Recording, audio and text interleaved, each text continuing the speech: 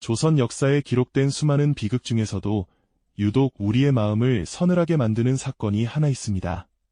바로 조카의 왕위를 빼앗고 권력을 거머쥔 수양대군 훗날 세조의 이야기죠.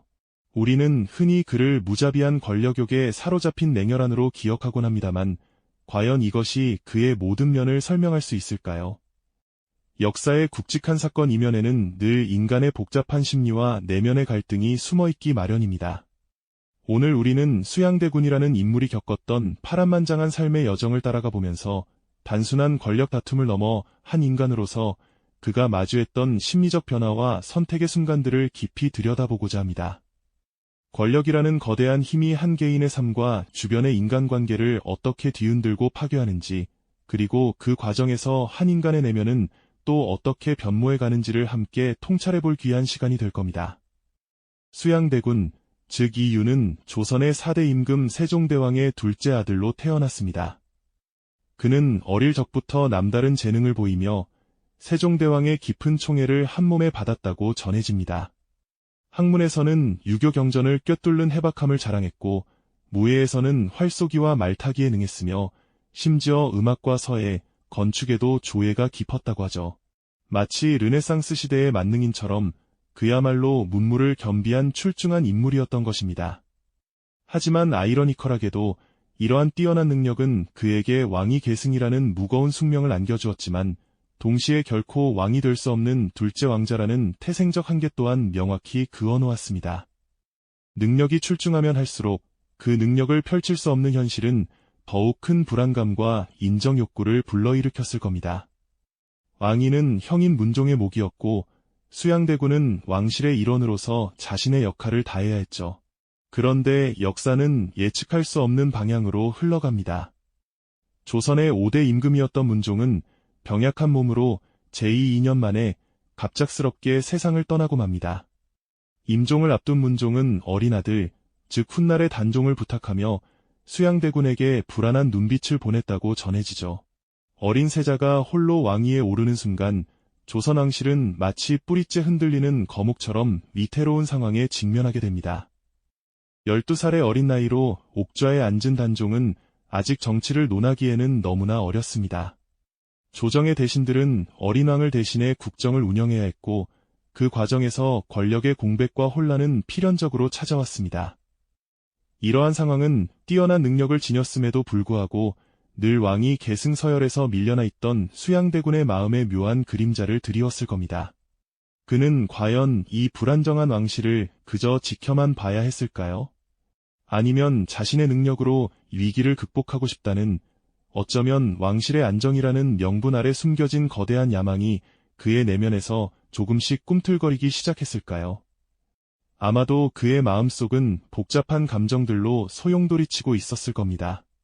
자신이 왕이 될 수 없었던 현실에 대한 체념과 동시에 위기 속에서 자신의 능력을 발휘하고 싶다는 강렬한 열망이 말이죠. 이러한 내면의 복잡한 감정들이 뒤섞여 그를 지배하고 있었을 때 조선의 왕실은 마치 폭풍 전야처럼 위태롭고 불안정한 상황에 놓여 있었습니다.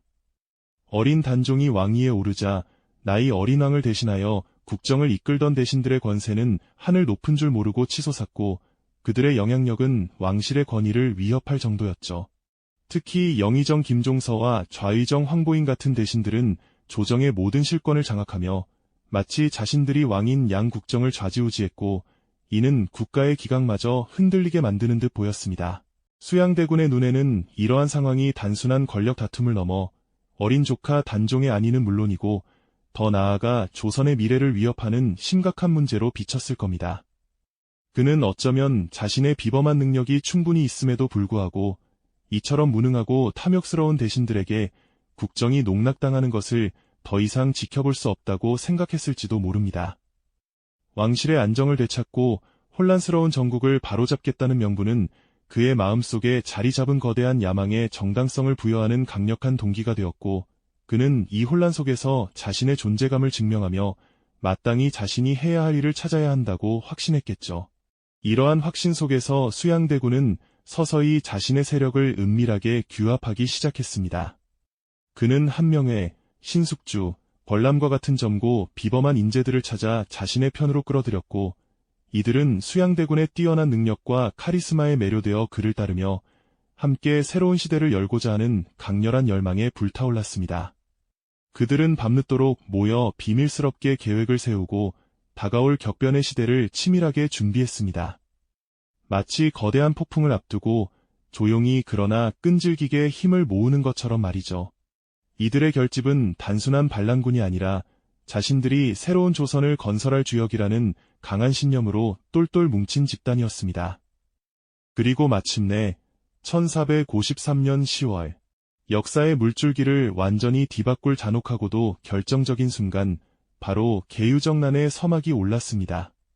그날 밤, 한양의 밤하늘은 유난히 어둡고 고요했지만 그 고요함 속에서는 피비린내 나는 거대한 폭풍이 사납게 몰아치고 있었죠. 수양대군은 갑옷을 단단히 차려입고 허리에 찬 칼자루를 굳게 잡았습니다. 그의 눈빛은 흔들림 없이 단호했고 오직 목표만을 향해 이글거렸습니다. 그는 직접 병사들을 지휘하며 재빨리 영의정 김종서의 집으로 향했습니다. 한밤중 김종서의 저택은 갑자기 들이닥친 병사들의 발굽소리와 섬뜩한 함성으로 순식간에 아수라장이 되었습니다. 칠흑 같은 어둠 속에서 칼날이 번뜩이고 무고한 이들의 비명이 처참하게 울려 퍼졌죠.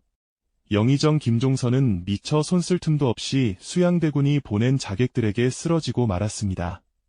그의 피는 차가운 땅을 붉게 물들였고 조선의 최고 권력자였던 그의 생명은 그렇게 허무하고 비극적으로 막을 내렸습니다. 이어서 좌의정 황보인 등 김종서의 편에 섰던 핵심 대신들도 차례로 제거되었습니다. 그들의 죽음은 마치 거대한 파도가 해안을 덮치듯 조정 전체를 걷잡을 수 없는 공포와 충격으로 몰아넣었습니다. 수양대군은 피 묻은 칼을 든 채 냉혹하리만치 침착하게 이 모든 상황을 직접 지휘했습니다. 그의 눈빛에서는 비록 일말의 망설임이 언뜻 엿보였을지 모르지만 곧이어 그는 스스로에게 주어진 대의명분을 되새기며 단호함을 잃지 않았습니다. 수많은 피를 보며 흔들리는 듯했던 그의 마음은 이 모든 것이 왕실의 안정을 위한 불가피한 선택이라는 강력한 자기 합리화 속에서 더욱 굳건해졌을 겁니다. 권력을 쟁취하기 위한 그의 의지는 그 어떤 주저함도, 그 어떤 망설임도 허용하지 않았습니다. 공포에 질린 대신들은 수양대군 앞에 무릎 꿇고 그의 명령을 따를 수밖에 없었습니다. 조정은 이제 명실상부하게 수양대군의 손아귀에 완전히 들어왔습니다. 그리고 다음 날 12살의 어린 단종은 옥좌에서 쓸쓸히 내려와야만 했습니다. 아직은 세상의 무게를 온전히 감당하기엔 너무나 여렸던 왕은 자신에게 닥친 비극을 온전히 이해하지 못한 채 그저 수양대군에게 왕위를 양보해야 했죠. 그 순간 조선의 상징이자 권력의 핵심인 옥새는 단종의 손에서 수양대군의 손으로 넘어갔습니다. 이것은 단순한 옥새의 이동이 아니었습니다. 피로 얼룩진 권력 쟁취의 정점에서 수양대군은 비로소 조선의 진정한 주인이 되었죠. 하지만 그 승리의 기쁨과 희열 속에는 돌이킬 수 없는 죄업과 함께 미래에 대한 깊은 불안감이 교차하고 있었을 겁니다. 자신이 걸어온 피의 길이 과연 옳았던 것일까요? 수많은 생명을 희생하며 얻어낸 권력은 과연 그에게 진정한 행복과 평온을 가져다 줄 수 있었을까요? 권력의 정점에서 인간적인 파멸이 동시에 시작되는 아이러니한 순간이었습니다. 그의 눈빛은 승리자의 그것이었지만 동시에 감출 수 없는 깊은 고뇌와 번민으로 가득 차 있었을 겁니다. 권력의 정점에 선 수양대군, 이제 조선의 7번째 임금, 세조가 된 그의 눈빛에는 고뇌와 번민이 서려 있었을 겁니다.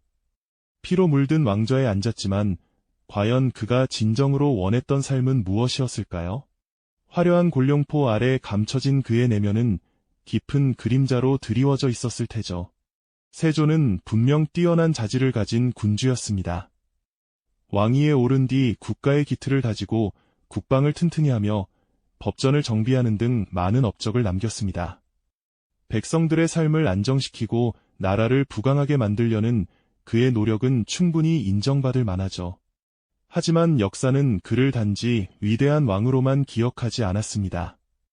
어린 조카의 왕위를 빼앗은 찬탈자라는 꼬리표는 평생 그의 그림자처럼 따라붙었을 테니까요. 그 꼬리표는 단순한 비난이 아니었습니다. 세조의 내면을 끊임없이 갉아먹는 독과 같았을 겁니다. 밤잠을 설치며 꿈속에서 죽어간 이들의 원혼에 시달리지는 않았을까요? 한때는 자신을 믿고 따르던 형제와 친지, 그리고 충신들의 핏자국이 그의 발자취마다 따라다니는 듯 느껴졌을지도 모릅니다. 권력을 얻기 위해 치러야 했던 대가는 너무나 가혹했죠. 가장 아팠던 것은 아마도 인간관계의 파괴였을 겁니다. 함께 웃고 울었던 가족들과의 신뢰는 산산조각 났고 충심으로 대했던 신하들은 칼날 아래 쓰러졌습니다. 진정한 법과의 평온한 교류는 이제 영원히 사라진 꿈이 되었을 테죠. 왕자라는 높은 곳에 홀로 앉아 세상의 모든 것을 가졌지만 정작 가장 소중한 것들은 잃어버린 고독한 존재가 되었을 겁니다. 특히 어린 단종과의 관계는 세조의 내면을 가장 깊이 파고들었습니다. 조카를 향한 죄책감은 그를 끊임없이 괴롭혔을 거예요. 어쩌면 그는 자신의 행동을 왕실의 안녕이나 국가의 미래를 위한 어쩔 수 없는 선택이었다고 스스로를 설득하려 했을지도 모릅니다. 하지만 아무리 합리화하려 해도 피를 묻힌 손으로 얻은 권력의 무게는 결코 가벼워질 수 없었죠. 유배지에서 비참하게 생을 마감한 단종의 소식은 세조의 마음에 지울 수 없는 상흔을 남겼습니다. 어린 조카의 비극적인 운명은 그에게 평생 씻을 수 없는 죄책감으로 다가왔을 테니까요. 이 모든 것이 자신의 야망 때문에 벌어진 일이라는 사실 앞에서 과연 그는 진정한 평화를 누릴 수 있었을까요? 말년의 세조는 극심한 병마에 시달렸습니다. 특히 피부병으로 고통받았다고 전해집니다.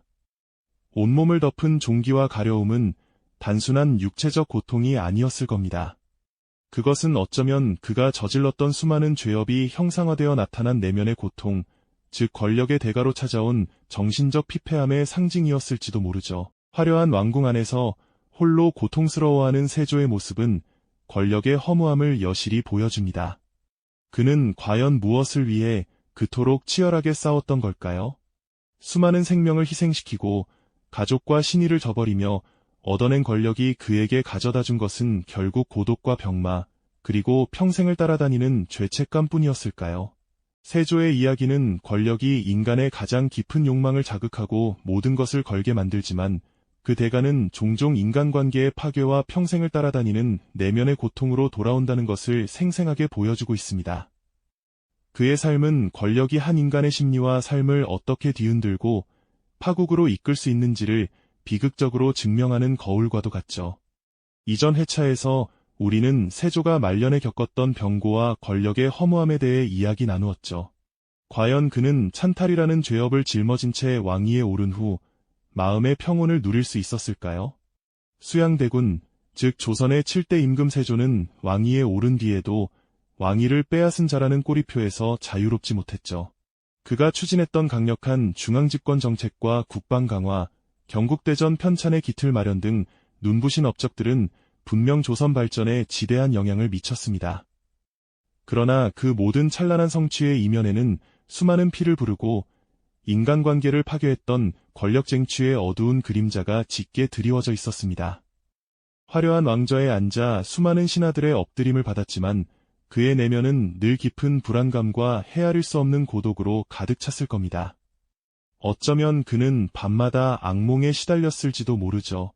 자신이 직접 제거했던 김종서와 황보인 같은 충신들의 원혼이 그의 잠자리를 맴돌고 유배지에서 쓸쓸하게 삶을 마감해야 했던 어린 조카 단종의 애처로운 얼굴이 꿈속에서 나타나 그를 끊임없이 괴롭히지 않았을까요? 그에게는 혈육과의 따뜻한 유대감, 법과의 허심탄회한 신뢰, 그리고 무엇보다 한 인간으로서 누릴 수 있는 가장 기본적인 마음의 평온이 영원히 사라져버렸습니다. 권력을 얻기 위해 치러야 했던 너무나 가혹하고 잔혹한 대가였음을 우리는 짐작해 볼 수 있죠. 어린 단종을 향한 지울 수 없는 죄책감은 세조의 마음속 깊은 곳에 끈질기게 자리했을 겁니다.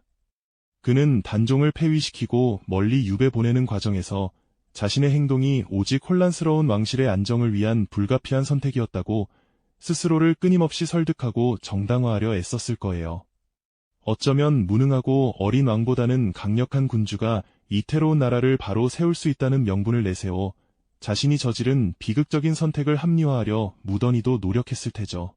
하지만 아무리 견고한 논리로 자신을 무장해도 핏줄을 끊어내고 왕위를 빼앗은 행위에서 오는 깊고 쓰라린 내면의 상처를 완전히 지울 수는 없었을 겁니다. 그의 마음속에는 마치 지울 수 없는 얼룩처럼 단종의 서글픈 그림자가 영원히 드리워져 있었을 테니까요. 말년에 그를 극심하게 괴롭혔던 육체적 병고는 어쩌면 이러한 내면의 고통과 죄책감이 외부로 표출된 것 아니었을까요? 온몸을 뒤덮은 끔찍한 피부병과 걷잡을 수 없는 가려움은 그가 저지른 수많은 죄업에 대한 정신적 고통이 형상화되어 나타난 상징처럼 느껴지기도 합니다. 화려한 왕궁의 금빛 장막 뒤에서 한때 천하를 호령하며 막강한 권력을 휘둘렀던 강력한 왕은 고통 속에서 권력의 허무함을 뼈저리게 느꼈을 겁니다. 그토록 갈망했던 절대 권력의 왕좌가 결국 자신에게 가져다 준 것은 고독과 병마, 그리고 평생을 따라다니는 지독한 죄책감뿐이었다는 것을 깨달았을 때 그의 심정은 과연 어떠했을까요? 그 순간 그는 과연 진정한 승리자라고 자부할 수 있었을까요? 수양대군이 어린 조카 단종에게서 옥새를 건네받던 그 운명적인 순간, 권력을 손에 넣었다는 격렬한 희열과 함께 돌이킬 수 없는 죄업과 앞으로 다가올 알 수 없는 불안감이 그의 마음속에서 마치 거대한 파도처럼 격렬하게 교차했을 겁니다. 권력의 정점에 선 바로 그 순간, 한 인간으로서의 파멸이 동시에 시작되는 아이러니를 그는 과연 깊이 인지했을까요? 바로 그 지점이 권력을 향한 인간의 걷잡을 수 없는 욕망이 한 개인의 삶을 어떻게 뒤흔들고 돌이킬 수 없는 비극적인 파국으로 이끌 수 있는지를 극명하게 보여주는 역사의 클라이맥스였을 겁니다.